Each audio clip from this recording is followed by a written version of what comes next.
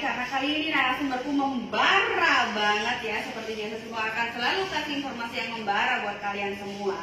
Dan siapa sih kali ini narasumbernya yang akan kita ulik habis bisnisnya? Siapa lagi kalau bukan pemilik dari Gado-Gado Bobo. Oke, halo Bapak Kelvin. Ya, apa kabarnya Pak? Luar biasa. Luar biasa ya kan. Jadi wow, ini senang banget ya Simbok tuh bisa ketemu Pak Kelvin. Iya, Thank you juga sudah datang di sini ya dan mau untuk meliput kami. Iya benar. Akan banyak banget nih informasi yang akan Simbok kulik dari Pak Kelvin ya. Iya. Jadi beliau ini adalah pemilik dari family business Gado-Gado Bobo yang tentunya kalian udah tahu kan di Jakarta banyak banget cabangnya, ada 9 cabang dan sudah bergerak dari tahun 1970. Betul ya Pak? Betul. Betul banget. Oke, aku gak akan lama-lama lagi. Pak Kelvin, boleh cerita dulu dong. Sebenarnya nih awal mula dari Gado-Gado Bobo ini tuh gimana? Atau dulu cerita awal mula bisnisnya gimana gitu Pak? Iya, Gado-Gado Bobo itu diawali sekitar tahun 1970. Oke. Jadi saat itu saya udah berumur 2 tahun. Tapi saya lahir ketahuan lahir tahun Tahun berapa dong? 68. Oke. Ya, pada saat itu mama saya kebetulan adalah seorang single parent. Jadi mama berpikir untuk apa ya, maksudnya mau jualan apa ya yang bisa menghasilkan untuk nafkah dalam keluarga gitu ya. Jadi dia dapat ilham bikin gado-gado aja. Karena kalau ditanya kenapa di menu gado-gado, karena sesuatu yang mudah didapat dan mudah dibikin ya. Selera banyak orang juga. Iya, betul. Jadi saya pada saat SD pun sudah di istilah kata di uprak-uprak ya. Kalau pagi-pagi lagi tidur jam 5 saya udah mesti bangun. Saya udah mesti bantuin mama ke pasar. Pada saat itu mama belum punya karyawan. Jadi saya masih dikerjakan sendiri. Jadi pada saat itu saya dengan masih ngantuk karena baru masih SD lah kira-kira.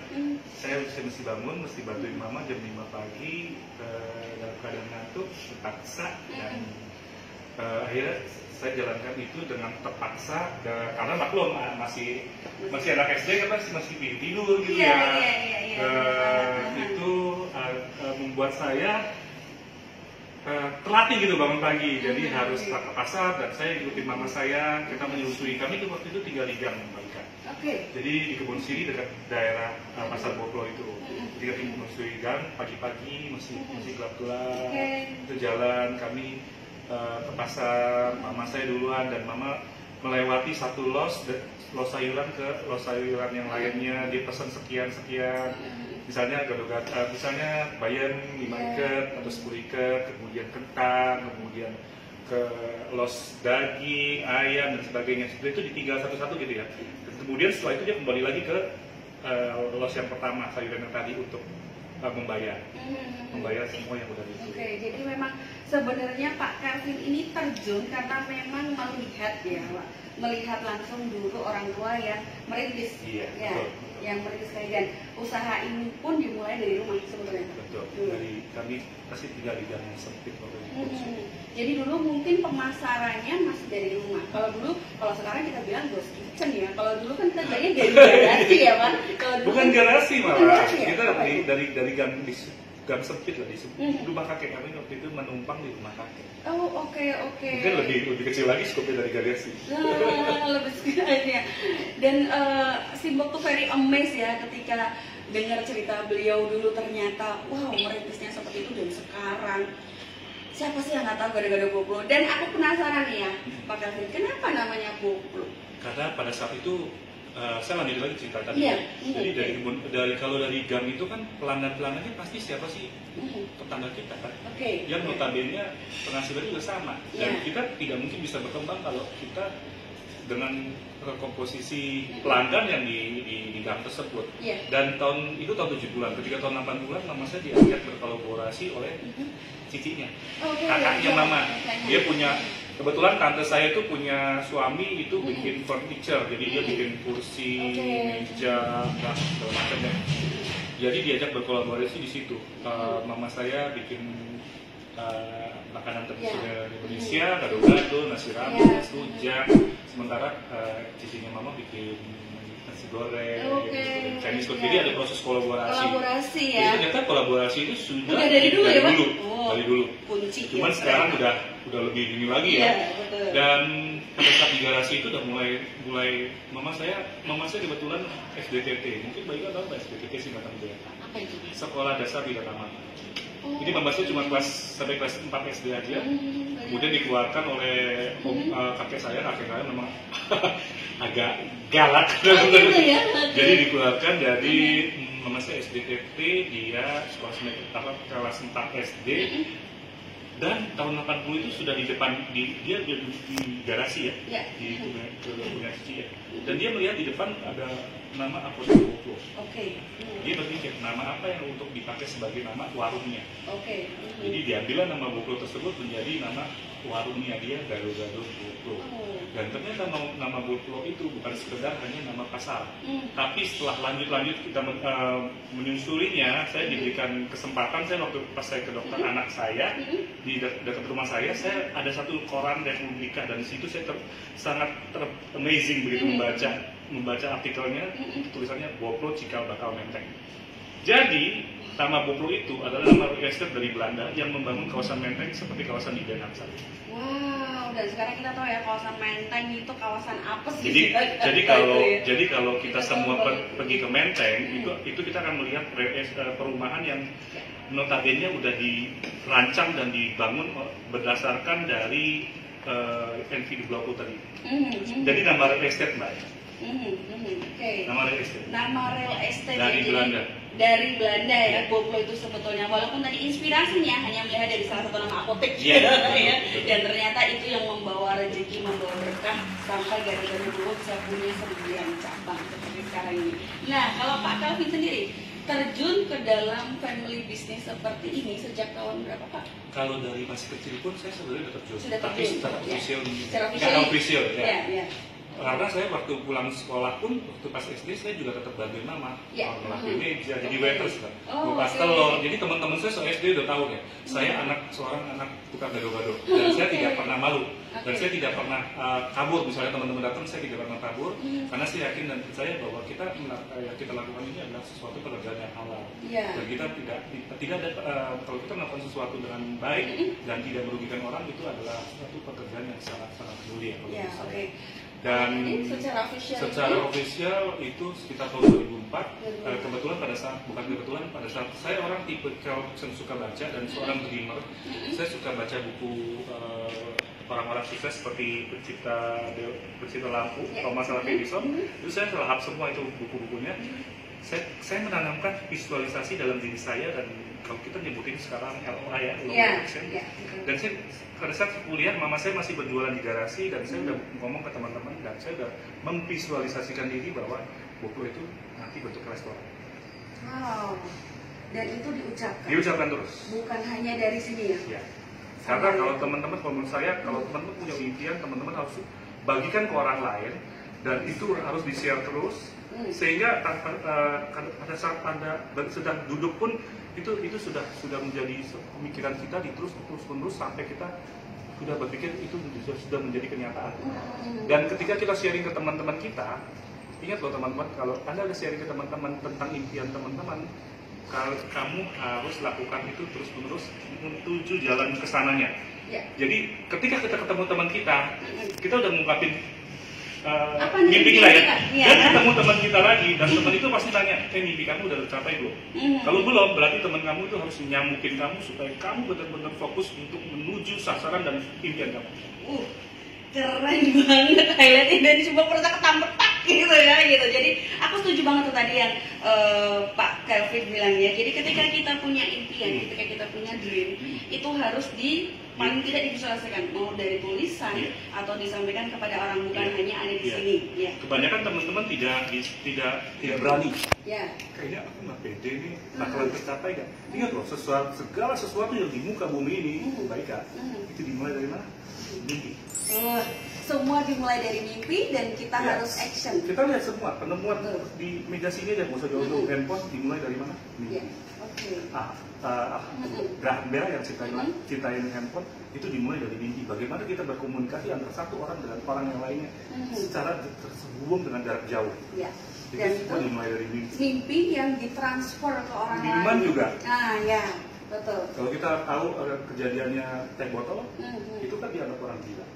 Ngapain jualan teh di tengah jalan di Monas pakai baskom, isinya apa? Teh manis doang. Itu kalau Anda belum dinyatakan sebagai orang gila, itu berarti Anda mimpi Anda terlalu kecil menurut saya. Wow, keren banget. Aku harus buat mimpi yang gila lagi nih habis ini. Kalau teman-teman belum ditertawakan oleh teman-teman sendiri tentang mimpi teman-teman, itu teman-teman masih kecil mimpinya. Ya, karena itu akan jadi cambukan buat kita ya, bakal lihat kita ditertawakan oleh orang lain karena mimpi kita yang dianggap mungkin terlalu besar, yang terlalu kamu banyak banget harapannya, terlalu tinggi mimpinya gitu. Karena ketika kita mengucapkan apa yang kita pikirkan dan selalu kita impikan, kita ngomongin terus, kan ucapan adalah doa. Ya betul, ucapan dan adalah doa. Setiap kalau teman-teman udah belajar OA, the law of attraction, setiap kita menyampaikan di belakang, kita akan menarik apa yang kita ngomongin. Iya.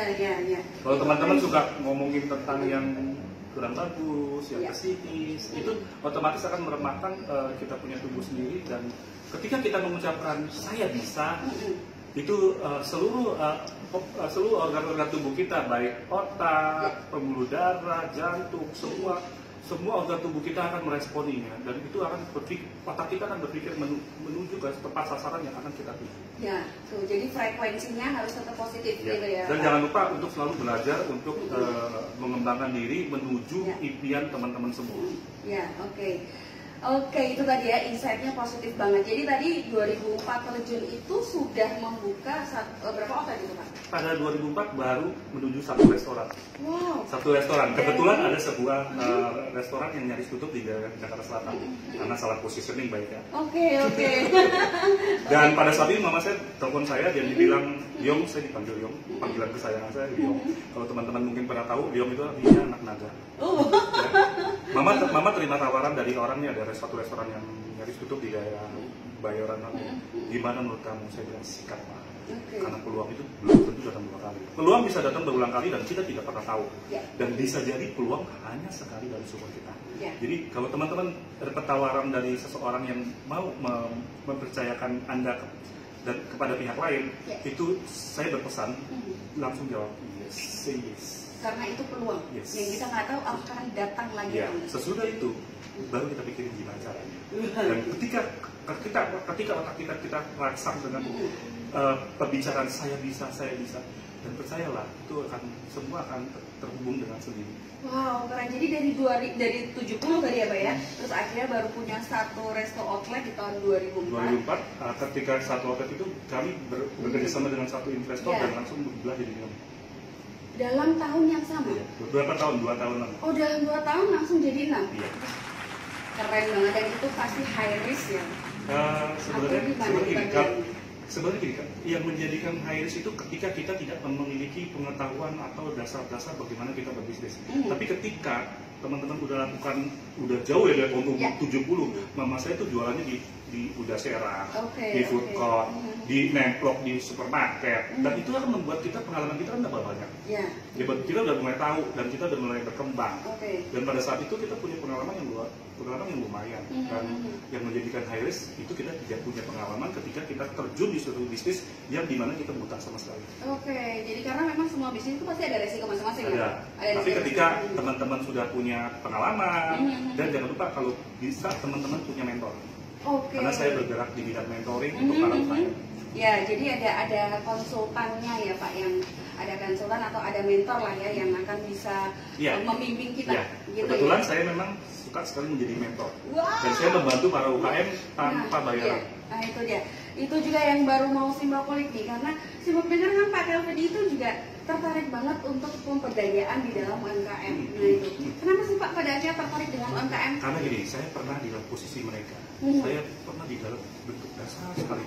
Bayangin aja kami berusaha dimulai di suatu gang yang sempit di rumah kakek saya. Mama saya belum punya rumah saat itu. Dan saya melihat begitu banyak teman-teman UKM kita, Mbak Tika ya, yang saya pada saat masih kecil, itu dia jualannya katakanlah disitulah. Dan saya sudah seumur segini, 52 tahun saya usia saya, dan mereka masih tetap di posisi itu. Dan itu membuat hati saya miris. Saya bilang sama Tuhan, kalau bisa saya mau berdharma baktikan buat UKM supaya mereka UKM di Indonesia itu harus naik kelas. Karena makanan kuliner Indonesia itu sudah terbukti terlezat di dunia. Ingat loh, CNN itu merilis data makanan tradisional Indonesia terlezat di dunia. Apa baiknya namanya? Rendang, bakso, nasi goreng. Bahkan presiden kita, bukan presiden kita, Presiden Barack Obama itu sekolah di SD Besuki. Kami sekolah di SD, saya sekolah di SD Besuki. Dan dia tahu makanan yang enak, bakso, sate. Barack Obama pada bilang sate, gitu, bakso. Dan sebuah survei dan sebuah riset yang sudah dirilis oleh CNN, nomor 1 adalah makanan tradisional makanan Indonesia terlezat di dunia itu adalah rendang. Dan kebetulan, bukan kebetulan yang ada, kebetulan puji Tuhan kita berada di posisi nomor 6. Dia tulis garu-garu 20 Panglima Polri. Jadi itu baiknya kalau data kita yang buat itu tidak sah. Tapi kalau data dibuat oleh pihak lain itu berarti sah. Nah, itu dia nih ya kuncinya. Ini yang mau diulik nih sama Simak lagi tuh deh. Banyak banget ya pertanyaan Simak ya. Itu tadi boleh nggak Pak kasih kiat-kiat pada akhirnya nih ya, kenapa Gado-Gado GoPro bisa sampai mencapai di titik ini? Nah, maksudnya kiat-kiat untuk teman-teman yang mungkin bergerak di usaha yang masih startup atau pemula, atau mungkin malah teman-teman yang bergeraknya juga di bidang yang sama di kuliner gitu Pak. Apa sih ada tips-tips tertentu atau pesan-pesan? Kalau saya selalu bagikan buat teman-teman yang belajar, terutama untuk di kampus ya Pak, saya lagi dipanggil untuk sharing. Ketika teman-teman ingin memulai bisnis, pertama adalah starting small. Starting small, ya. Jangan dengan modal yang besar, karena itu riskan banget ya. Apalagi kita pakai uang pinjaman dari teman dari bank, jangan. Teman-teman harus bisa menyisikan uang. Dan saya lihat banget panutan saya mama saya kan, karena pada saat saya masih tidur saya udah lihat pada saat mau bangun tidur dan dibangunin jam 5 itu, saya udah lihat tiap hari mama saya nyisihin uang masukin ke celengan ayam. Dan celengan ayam celengan ayam, waktu itu pasti celengan ayam kan, nggak ada bank.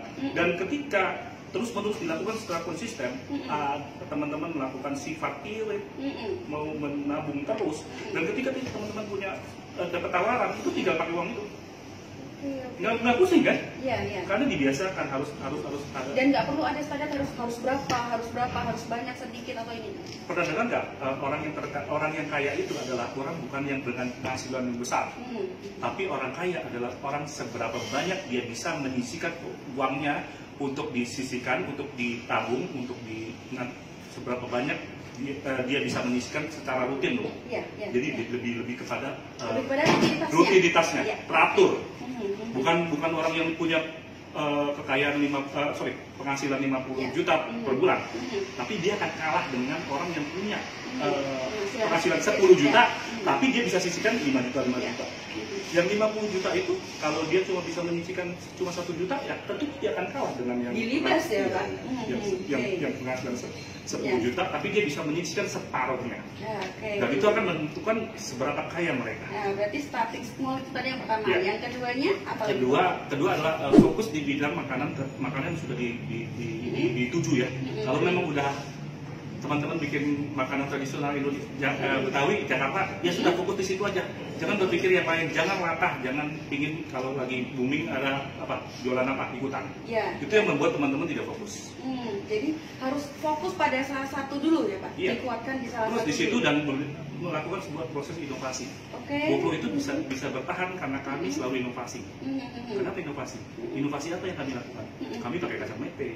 Sudah itu kami bertransformasi dalam bentuk restoran. Sudah itu kami juga menyajikannya di dalam bentuk atmosfer yang nyaman ya, yang nyaman, diberikan yang comfortable tempatnya. Jadi sekarang, bukan hanya makanannya yang enak sehat, tapi tempatnya juga. Iya. Jadi teman-teman juga harus selalu mengupgrade diri. Dulu kita ingat ada satu merek handphone yang katakan sejuta umat. Kenapa mereka tidak bisa eksis sampai sekarang? Karena mereka terlibat oleh sebuah pembaharuan yang selalu terjadi dalam muka bumi. Itu ada perubahan. Ketika kita tidak bisa mengikuti perubahan, dan kita akan bersedia mati. Change or die. Oke, karena tidak bisa mengupgrade diri dan menyesuaikan dengan keadaan. Dinosaurus punah gara-gara tidak bisa menyesuaikan diri. Mereka besar. Dia tidak bisa menyesuaikan diri. Kenapa manusia bisa sampai sekarang bisa hidup? Mereka bisa menyesuaikan. Wow, oke. Apa lagi Pak? Ada tips lagi selanjutnya lagi nggak? Nomor 3 adalah selalu menolong orang lain. Membantu orang lain. Dan ketika kita membuat orang lain win, maka kita akan win. Ya itu ajaran dari guru saya, Pak Dasar Mari. Wow, ya. Cukup 3 aja ada lakukan. Keren banget, dan aku sampai nggak ngerti mau ngomong apa lagi. Karena memang Pak Kevin ini apa ya? Saya tipikal belajar. Saya ikut seminar, Dan sekarang kegiatan sekarang ini lebih kepada saya fokus ke Garuda GoPro. Dan saya sekarang lebih karena saya diberikan Tuhan kemudahan-kemudahan, dan saya sekarang membantu mensupport para UKM dalam mereka supaya mereka kelas. Oke. Itu apa aja nih Pak pendampingannya? Saya sekarang mulai melakukan review. Kalau teman-teman ingin di review produknya, baik produk makanan maupun fashion, terutama yang berbau tradisional loh. Ya, yang berbau kearifan lokal. Yes, ya kan? Itu kemana tuh Pak? Kalau bisa dikirimkan ke Bogor Cikini, Jalan Cikini Raya nomor 111, sebelah pom bensin Pertamina. Dan jangan lupa diberikan info tentang produk, kandungan di dalam produk itu, harganya, dan bisa di mana. Karena saya akan review, saya akan mengundang teman-teman saya yang memang jagoan kuliner. Jadi selama saya awali jalan sendirian, tapi ketika kita mulai pengembangan, saya bisa berikan apa lagi kepada orang lain. Saya mau berikan nilai tambah ke mereka. Akhirnya saya pun dibantu oleh teman-teman seperti Nyonya Swan bisa bantu saya untuk review. Nyonya Swan itu adalah founder dari restoran Dapur Solo. Oke. Luar biasa. Itu nanti review akan bisa dilihat sama teman-teman di mana? Di sosmed kita. Jadi di IG, di Facebook, dan di YouTube. IG-nya apa? IG-nya Kelvin Hartono, Facebooknya Kelvin Hartono juga, dan di YouTube-nya Kelvin Hartono Official. Nah, berarti saya kalau nulis di Facebook sehari bisa 15 status. Wow. Dan faktor yang paling saya senang adalah untuk UKM. Wah, itu banget. Dan entrepreneurship. Itu termasuk kegiatan pemberdayaan di luar fokus bisnis ya. Sesuai dengan kita punya passion. Iya, sesuai dengan passion, karena memang kita pemberdayaan anak itu very unik ya Pak. Very unik ya. Kalau bukan kita yang support, siapa lagi mereka mau nyuruh orang lain tidak bisa. Nah, itu dia. Dan itu tadi masuk dalam poin ketiga. Berbagi, membantu orang lain, ya kan? Karena saya sudah buktikan dengan menjalankan 3 itu, Garuda GoPro itu eksis. Selama tahun ini kita ada 50 tahun ya. 2020 dikurangin. Betul. 2020 dikurangin 1970 aja. Ulang tahun Mas ya Pak? Dan saya luncurkan buku kedua saya. Nah itu dia tuh, karena aku juga dengar banget ya. Karena Pak Kelvin katanya mau ngeluarin buku lagi nih. Buku apa tuh Pak? Kasih bocoran. Judulnya Membangun Bisnis Melegenda. Wah, membangun. Itu menyambut ulang tahun kita ke 50. Udah launching atau baru? Dalam proses mau naik cetak. Dalam proses mau naik cetak dan doakan ya Mbak Ika ya, doakan teman-teman. Ya kawan-kawan nanti boleh kepoin langsung tadi di IG-nya Pak Kelvin Hartono ya yang sudah disebutkan, dan juga di YouTube beliau di Kelvin Hartono Official. Betul ya, Pak ya itu. Jadi tadi ada beberapa hal yang di highlight sama si Box nih ya. Sebenarnya banyak banget pertanyaannya, tapi ya beliau very busy. Ini kesempatan yang bagus banget bisa ketemu dengan beliau dan ngobrol. Terima kasih banget Pak Kelvin. Iya, jadi tadi ketika teman-teman mau berbisnis itu jangan lupa ya, satu starting small, yang kedua adalah fokus di bidang tertentu, dan yang ketiga tetap ya membantu orang lain. What you give, what you get. Yes. Ya, betul banget ya Pak, dan nggak ada yang sia-sia. Kita harus belajar terus, kita juga harus berinovasi terus. Jangan cepat menyerah, karena semua nggak ada yang instan. Betul. Betul banget. Ketika teman-teman bisa melewati pandemi ini, percaya deh, otot teman-teman tambah kuat, teman-teman tambah eksis. Kita akan lalui dengan masa kejayaan kita akan kita raih secara cepat. Keren banget. Jadi masa pandemi ini jangan dijadikan menjadi kita tidak berbuat apa-apa, kecewa, tidak belajar. Betul. Jadi ini digunakan sebagai persiapan langkah untuk ke kuartal berikutnya. Betul ya. Oke, teman-teman selalu ya pesan Simbok. Business is not only about profit, tapi bisnis adalah menjawab permasalahan yang ada di pasar. Bisnis harus bisa menjadi solusi permasalahan yang ada di pasar. Dan juga bisnis is about growth and development. Bagaimana kita membangun sistem, itu adalah yang terpenting. Oke, jangan lupa ya subscribe YouTube Simbok di Simbok Plus Indonesia dan follow IG Simbok di Simbok Datika Pramesti. Jangan lupa juga tadi follow IG Pak Kelvin Hartono di Kelvin Hartono dan juga YouTube-nya di Kelvin Hartono Official. Kelvin Hartono Official, karena di dua channel ini kalian bisa dapat insight yang sangat positif untuk kalian semua. Jangan lupa share juga dari informasi yang kita buat hari ini, kalau ini bermanfaat untuk teman-teman semua. Oke, sampai jumpa lagi di Bincang Simbok berikutnya, and bye-bye. I feel nauseous, believe me. Never had a lot of shit come easy. Had to work hard, struggle just to be me. Had to rise up just so they could see me. Did what I had to do just to feed me, and what was left over I put towards my dreaming. But the only